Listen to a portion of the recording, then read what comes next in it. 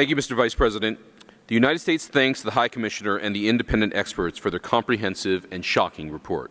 Since April 2015, Burundi has descended into a political and security crisis triggered by the Burundian government's disregard for term limits and violation of the Arusha Agreement.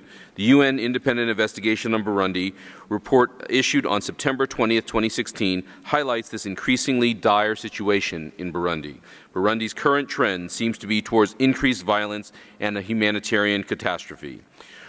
Reported extrajudicial killings, arbitrary detention, disappearances, sexual violence, torture, unacknowledged places of detention, including the residence of senior government officials, and retaliatory attacks against opposition party members, journalists, civil society members, victims, witnesses, and government officials have continued with impunity.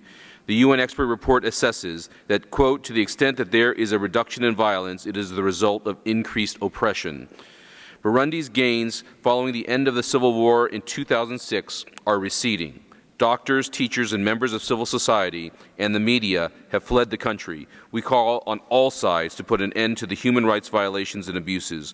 We will continue to support efforts to promote accountability of perpetrators of unlawful violence and abuses.